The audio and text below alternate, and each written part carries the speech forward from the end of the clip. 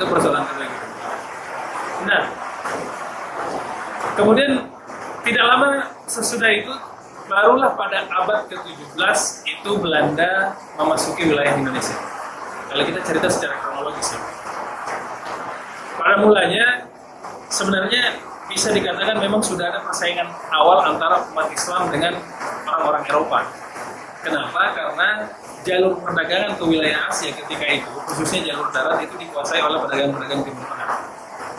Dan ini yang terpaksa membuat beberapa pengusaha-pengusaha Eropa, pedagang-pedagang Eropa, itu terpaksa mencari jalur lain yang bukan darat, karena memang ternyata daya tahan mereka tidak sama dengan orang Arab. Jalur darat itu kan jalur yang mematikan, dan orang-orang Arab yang terbiasa di padang pasir itu daya tahan tubuhnya lebih tinggi daripada mereka yang di Eropa yang sudah terlalu nyaman apa segala macam. Inilah yang kemudian membuat Vasco da Gama untuk mencari jalur lain dari Eropa, kemudian dia mutar ke bawah Afrika Selatan, biasa kita dengar sebagai Tanjung Pengharapan, mutar di situ, baru kemudian itu kurang lebih tahun 1497, abad ke-15 pertengahan terakhir, itu kemudian sampailah dia pada wilayah Asia juga, termasuklah Nusantara kita, dan kita belum boleh nyebut Indonesia gitu. Nah, pada mulanya jalur perdagangan ini sejak awal sudah ada persaingan dengan Arab, sehingga wajar kemudian ketika sentimen itu nanti akan berlanjut pada masa penjajahan Belanda antara umat Islam dan Belanda. Pada mulanya jalur dagang ini ditemukan Vasco da Gama untuk jalur dagang keseluruhan Eropa. Belanda, kalau memang kita tarik ke Belanda, karena memang kita akan bercerita tentang Belanda nantinya, Belanda memang sudah diuntungkan karena salah satu jalur transitnya itu ada di kota Belanda, namanya kota Antwerp. Di kota Antwerp itu mampir, dan ini menjadi salah satu pelabuhan besar untuk penyebaran perdagangan di wilayah Eropa Utara. Tetapi belakangan karena persaingan, jadi kan ada 3 kalau kita tahu ini penjajah khususnya yang selain Jepang ya. Saya tidak sampai pada cerita Jepang.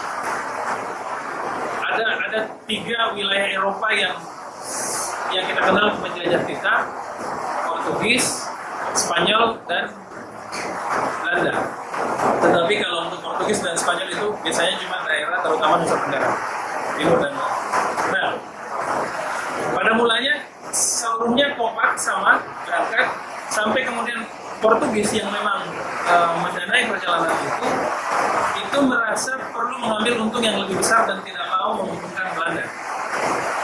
Sampai itulah dia kemudian mengadakan kerjasama dengan Spanyol, Italia, Jerman, dan menempatkan pelabuhan baru pengganti Antwerp di Jerman, di Hamburg, Jerman. Di sinilah Belanda mulai gelisah dan mencari perdagangannya sendiri, yang kemudian kita kenal perjalanan Cornelis de Houtman mencari sampai pertama kali di Nusantara wilayah itu. Jadi Cornelis de Houtman itu perjalanan itu kurang lebih 1500-an akhir, sudah masuk ke abad 16 juga. Pada mulanya perjalanan dia sampai ke Sumatera, sampai ke Banten yang pertama kali dibunuh. Tetapi karena ini kan orang Belanda kan emang pada soalnya, orang Belanda itu kan ya. Akhirnya diusir sama Sultan Banten, melanjutkan perjalanan ke daerah timur Jawa sampai di Madura, kemudian ke Bali, dan selanjutnya pulang kembali ribut dengan orang Aceh. Itu pun orang Aceh yang berantem sama dia itu pasukan perempuan, Inombale kalau tidak salah. Mereka ini adalah janda-janda perang, janda-janda para pejuang perang yang dipimpin oleh Kamala Hayati. Cornelis de Houtman mati perang 1 lawan 1 dengan pejuang perempuan Kamala Hayati. Sampingnya di Indonesia ini orangnya jelentik dia, cewek lawan jenderal, dan disitulah dia dilantik menjadi Laksamana Kamala Hayati.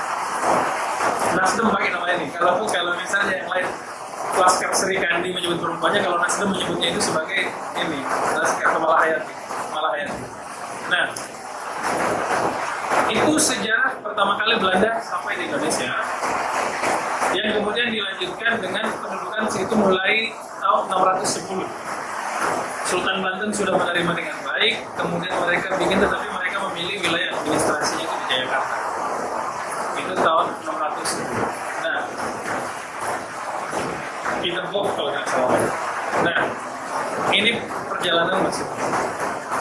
Kemudian kita sampai pada persoalan penjajahan Indonesia, penjajahan Belanda atas Indonesia. Nah, teman-teman sekalian, ini perlu kita clearkan persoalan definisi, karena setidaknya di zaman dulu penjajahan itu ada dua macam. Satu imperialisme, satu kolonialisme. Apa perbedaannya? Imperialisme itu kan berbicara tentang perluasan imperium. Imperialisme itu, kalau hasil katanya itu kan imperare, artinya memerintah. Orangnya imperator, orang yang memerintah. Dan hak berkuasanya disebut sebagai imperium. Hanya karena pada waktu itu kebetulan semua para imperatornya ini adalah raja, maka imperium nama lain dari kerajaan. Gitu. Jadi pada mulanya sebenarnya hanya hak berkuasa dan penguasa. Tetapi karena raja maka menjadi kerajaan. Jadi kalau sekarang kita sebut imperium, itu sudah konotasinya pasti kerajaan. Nah, penjajahan dalam konteks imperium itu tujuannya adalah perluasan kekuasaan. Istilah ini terutama populer itu di Belanda, di Inggris. Kenapa? Karena ketika itu ada kebijakan yang dibuat oleh Disraeli, persoalan politik untuk memperluas kekuasaan Inggris. Kelompok Disraeli adalah kelompok yang berpikir bahwa untuk kesejahteraan rakyat Inggris kita harus perluas wilayah imperium. Makanya inilah mereka yang dikenal sebagai kelompok imperialis. Nah, sementara yang lain tidak setuju dengan itu. Tetapi belakangan kemudian imperialis adalah segala bentuk penjajahan yang dilakukan oleh negara lain di luar wilayahnya. Tujuannya kekuasaan imperial. Ini sedikit berbeda dengan kolonialisme. Sekalipun sama-sama penjajahan, kolonialisme ini fokusnya ke penguasaan ekonomi, yaitu sumber daya alam, sumber daya manusia yang fokusnya terutama ekonomi. Kenapa?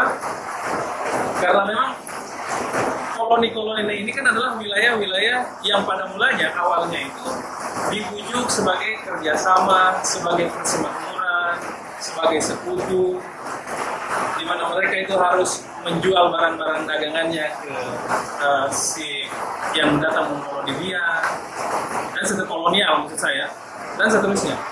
Karena memang konsep awalnya koloni itu kan sebenarnya berasal dari kata kolonus, itu artinya petani pada mulanya. Kolonus, petani yang ada di wilayah Romawi, tetapi memang mereka itu hanya boleh bertani dan tidak boleh keluar dari wilayahnya. Wilayahnya itu disebut latifunda. Tidak boleh keluar dari latifunda. Sehingga sekalipun pada awalnya konsepnya pertanian, memang sudah ada penjajahan di dalam. Anda kalau jadi petani di sini tidak boleh keluar sampai Pak. Berat ini Pak.